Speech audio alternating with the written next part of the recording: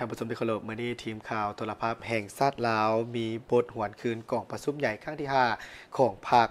ซึ่งจะมานำเสนอซึ่งกองประชุมดังกล่าวนี้แม่นได้จัดขึ้นในระหว่างวันที่27-29มีนา1991กองประชุมดังกล่าวนี้ได้ตีราคาถึงการดำเนินการเปลี่ยนแปลงใหม่อยู่ในประเทศเฮาตลอดระยะ5ปีที่ผ่านมาในการ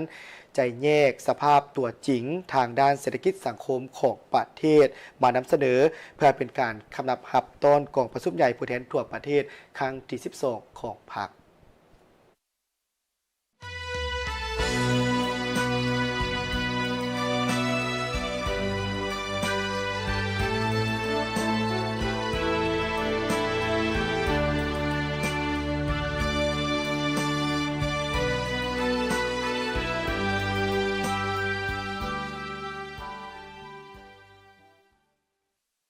กองประชุมใหญ่ครั้งที่5ของพรรคเป็นกองประชุมที่เฮ็ดให้แนวทางเปลี่ยนแปลงใหม่กลายเป็นอันสมบูรณ์กว่าเก่า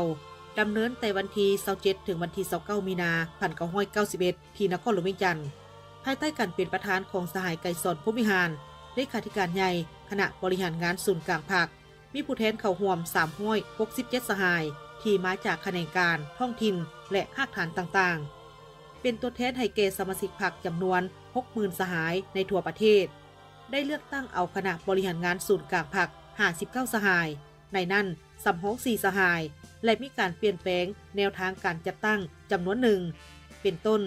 เปลี่ยนจากเลขาธิการใหญ่คณะบริหารงานศูนย์กลางพรรคมาเป็นประธานคณะบริหารงานศูนย์กลางพรรคโดยได้เลือกเอาสหายไกรสอนพรหมวิหารเป็นประธานเลือกตั้งเอากรมการเมือง11สหายส่วนคณะเลขาธิการนั้นเนื่องจากว่าบ่มีเลขาธิการใหญ่จึงบ่จำเป็นมีคณะเลขาอีกแต่ได้เลือกตั้งเอาสหายประธานบริหารงานศูนย์กลางพรรคเป็นผู้ประจำการของคณะบริหารงานศูนย์กลางพรรคสำหรับเนื้อในย่อของมติกองประชุมได้กำหนดลักษณะและระยะของการปฏิบัติประเทศเฮาในระยะปัจจุบันว่าแม้นระยะแห่งการสืบต่อก่อสร้างและขยายระบบประชาธิปไตยประชาชนสร้างปฐมปัจจัยก้าวขึ้นสังคมนิยมเทื่อละก้าวทิศทางหน้าที่รวมสืบต่อสร้างภารกิจเปลี่ยนแปลงใหม่อย่างรอบด้านเพิ่มทวีความสามัคคีเป็นอันหนึ่งอันเดียวของปวงชนลาวทั้งชาติบนพื้นฐาน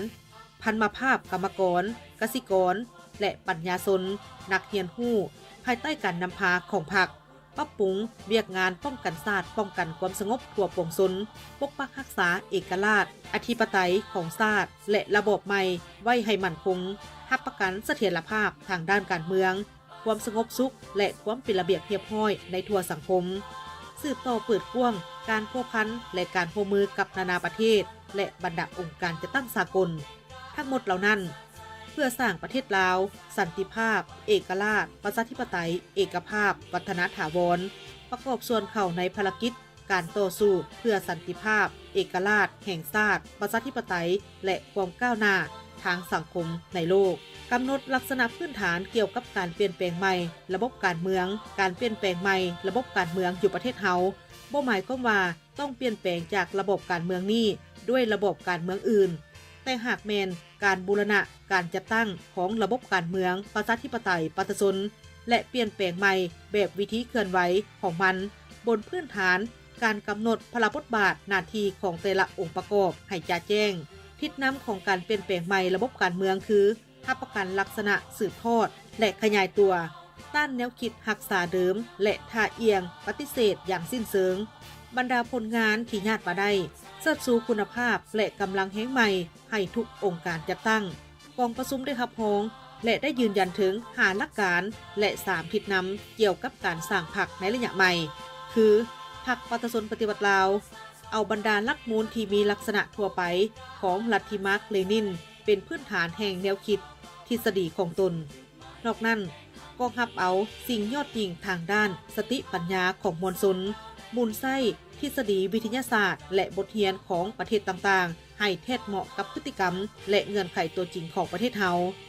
เสริมขยายมูลเสื้อหักชาติและน้ำใจสามัคคีปองดองของประชาชนบรรดาเผ่าสมทบกับลัทธิหักชาติอันแท้จริงกับลัทธิสากลอันพองใสพรรคจัดตั้งตามหลักการร่วมศูนย์ประชาธิปไตยนำพาเป็นหมู่คณะบุคคลรับผิดชอบพรรคมีระเบียบวินัยเข้มงวด พรรคถือความสามัคคีเป็นหนึ่งเดียวเป็นหลักการพื้นฐานและติสมกันเป็นกฎเกณฑ์แห่งการเคลื่อนไหวและขยายตัวของตนพรรคเคลื่อนไหวตามแนวทางมหาชนอิงใส่มหาชนและผ่านขบวนการปฏิวัติของมหาชนเพื่อก่อสร้างและขยายพรรคสมทบกับการก่อสร้างพรรคทั้งใน3ด้านคือการเมืองแนวคิดและการจัดตั้งกองประชุมใหญ่ครั้งที่5ของพรรคในปี1991ได้ตีราคาการดำเนินภารกิจเปลี่ยนแปลงใหม่อยู่ประเทศเฮาในระยะ5ปีซึ่งผ่านการใจแยกสภาพความเป็นจริงทางด้านเศรษฐกิจสังคมของประเทศเฮาก็คือสภาพแวดล้อมสากลกองประชุมได้วางทิศทางหน้าที่รวมของทั่วพรรคทั่วปวงชนคือสืบต่อภารกิจเปลี่ยนแปลงใหม่รอบด้านเพิ่มทวีความสามัคคีเป็นอันหนึ่งอันเดียวของปวงชนลาวทั้งชาติบนพื้นฐานพันธภาพกรรมกรกสิกรและปัญญาชนนักเรียนรู้ ภายใต้การนำพาของพรรคจากนั้นวันที่15สิงหาคม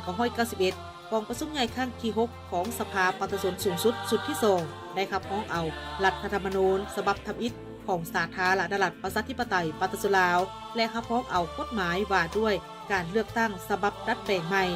กองประชุมพบคณะบริหารงานศูนย์กลางพรรคครั้งที่7 8 9สมัยที่5ได้พิจารณาขับร้องเอามติเกี่ยวกับการพัฒนาทรัพยากรมนุษย์มติเกี่ยวกับการพัฒนาชนบทและทัศนะของพรรคต่อกับเรื่องงานวัฒนธรรมในระยะใหม่บรรดาองค์การจัดตั้งมหาชนเป็นต้นแนวลาวสร้างชาติคณะสาวหนุ่มประชาชนปฏิบัติลาวสหพันธ์แม่หญิงสหพันธ์กรรมบาลที่เป็นพรรคส่วนหนึ่งของระบบการเมืองล้วนแต่ได้เปิดกองประชุมใหญ่ของตนกำหนดพลบทบาทเนื้อในผู้การเคลื่อนไหวสอดคล้องกับแนวทางเปลี่ยนแปลงใหม่ของพรรค